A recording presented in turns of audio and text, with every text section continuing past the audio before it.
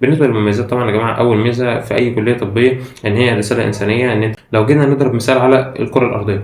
السلام عليكم ورحمة الله وبركاته، نسأل الله عليه الصلاة والسلام، رب اشرح لي صدري ويسر لي أمري واحلل عقدة من لساني يفقهوا قولي.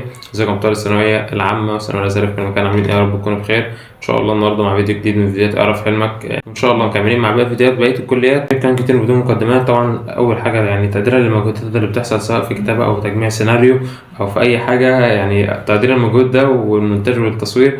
فلايك على الفيديو وشير الفيديو لاصحابك وسبسكرايب في القناه وفعل زر الجرس عشان تشوف كل جديد، ومش هتخسر حاجه يعني. تمام، عشان اشترك في القناه، عشان خاطر مش اشترك في القناه هاتله. لا بهزر معاكم يعني، لا ان شاء الله مش هعمل كده، ان شاء الله هعمل اكتر من كده. استرها معانا يا رب يا رب. تمام، فباذن الله بسم الله صلى على رسول الله صلى الله عليه وسلم. طبعا من غير اي مقدمات يلا نخش في الموضوع على طول. هنتكلم ان شاء الله النهارده عن فيديو كليه علاج طبيعي. هنتكلم عنها في ايه؟ هنتكلم عنها في مده الدراسه ومده النظام بتاع الكليه والمميزات والعيوب والمستقبل زينا زي اي كليه تانية اتكلمنا عنها قبل كده ان شاء الله. طبعا اتكلمنا قبل كده عن فيديو كليه طب اسنان، فيديو كليه طب بشري، هتلاقي كل اللينكات دي ان شاء الله تحت صندوق الوصف باذن الله. تتفرج عليهم، فيديوهات ممتعه جدا، ومن خلال انت تتفرج على الفيديوهات دي تشوف ايه الحاجه اللي انت مناسبه ليك والحاجه اللي انت بتحبها، وحط هدف قدامك وان شاء الله توصل لها باذن الله. واكتب تحت كومنت كده انا ان شاء الله حلمي اوصل كذا، عشان انا يا جماعه نفسي في الكومنتات اللي هي بتبقى من سنه كنت بتفرج على الفيديو، حاليا انا في اولى طب بشري والكلام ده كله دي انا بشوفها بره بس مش عندي يعني. فان شاء الله تبقى موجوده عندنا ان شاء الله في القناه يعني. بسم الله صلى على رسول الله صلى الله عليه وسلم، توكلنا على الله يلا بينا. اول حاجه طبعا نتكلم عن نظام الدراسه اللي هو سنين الدراسه يعني.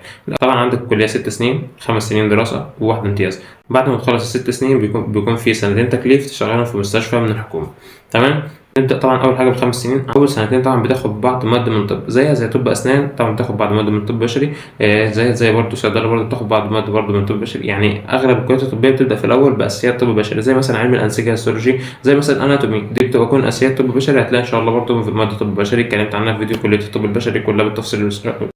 الواد منصور ماله ما بيجمعش باذن الله يعني. تمام. بسم الله. اول سنتين بتاخد عندك مواد من طب بشري، بتاخد عندك مواد من علاج طبيعي زي العلاج اليدوي والعلاج بالماء والعلاج بالكهرباء. اخر حاجه طبعا بتاخد مواد اجتماعيه يعني زي مثلا علم نفس، زي اجتماع، زي فلسفه ومواد من دي. تمام. بالنسبه لسنه ثالثه بتاخد بطنه. طبعا في ناس بتفكر بطنه يعني البطنه بس، لا.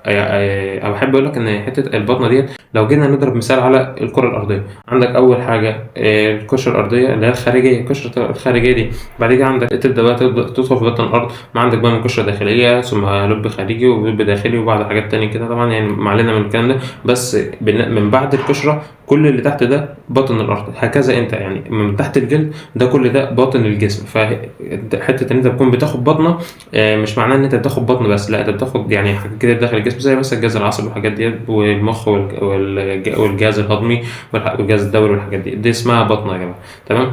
بالنسبه للسنه الرابعه بتاخد فيها 3 حاجات. اول حاجه عظام، تاني حاجه نساء ولاده، تالت حاجه حروق وجروح. بالنسبه بعد كده لسنه خمسه وهيبقى عندك فيها حاجتين، عندك الاعصاب والاطفال.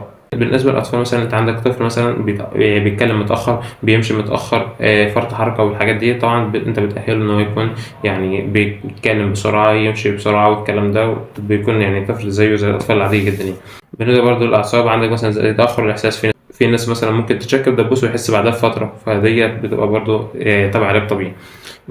طبعا خلصنا كده السنين بتاعه الدراسه. بالنسبه لسنه الامتياز، سنه الامتياز بتتدرب فيها على كل اللي انت خدته ده، وتكون باذن الله مؤهل انت تكون دكتور علاج طبيعي. بالنسبه للمميزات طبعا يا جماعه، اول ميزه في اي كليه طبيه ان هي رساله انسانيه، ان انت مثلا تقدر تخفف انسان. يعني مثلا بقول لك حروق وجروح، لو جالك مثلا حد محروق وانت قدرت تخليه مثلا يقدر يعيش زي انسان الناس العاديين. يعني في مثلا حروق الرقبه ديت، يعني برضه ربنا يجعلنا عنكم، بتكون الرقبه ملزوقه كده، يعني هو محروقه فتلاقي يعني الحرق في الانسجه لزق الرقبه كده، فطبعا هو مش هيعيش طول حياته كده، فانت طبعا بتاهله ان هو يقدر يفرد رقبته ويعيش زي الناس عاديين، فدي حاجه كبيره جدا. بالنسبه للعيوب عندك عيبين. طبعا يعني العيب الاول اللي انا بقوله في كل الكليات، وهي ان انت مجهود عالي جدا في المذاكره زيها زي اي كليه تانية فيها مجهود في المذاكره، الا اللي مطنش يعني ومش بيذاكر. تاني حاجه طبعا بالنسبه للعيوب، وهي ان انت زيها زي الكليات الطبيه برضو، ان انت مش اول ما تطلع بتكون مستقر ماديا، يعني مش على طول بتقدر يعني تجهز تبقى معاك فلوس وتقدر تبقى معتمد ماديا على نفسك يعني. بالنسبه للمستوى عندك 5 حاجات. اول حاجه طبعا هو المجال الاكاديمي، ان انت تكون من اوائل الدفعه، كل سنه امتياز وتكون من اوائل الدفعه فبتتجه ان انت تحضر ماجستير وتعمل دكتوراه وتبقى طبعا معيد في كليه، ثم استاذ مساعد، ثم دكتور الى ما شاء الله. طبعا تاني حاجه وهي ان انت تقدر تفتح عياده، زي عيادات مثلا اطفال، عيادات برضو علاج عيادات عظام، ودي برضو بتكون اغلبها يعني دكاتره علاج طبيعي.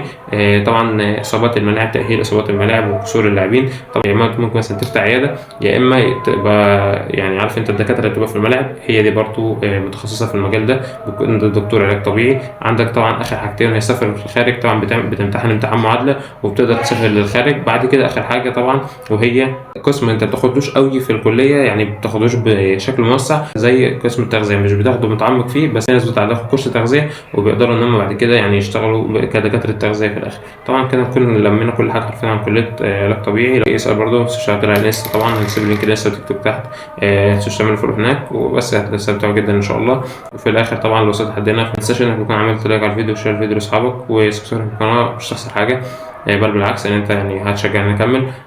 طبعا بس بتشتغل هنا في غزه وفي فلسطين وفي السودان وفي ليبيا وفي العراق وفي كل مكان، ربنا ينصرهم يا رب. وطبعا بتشتغل لي بقى معاك بالمره. وفي الختام تصلي على النبي عليه الصلاه والسلام. السلام عليكم ورحمه الله وبركاته.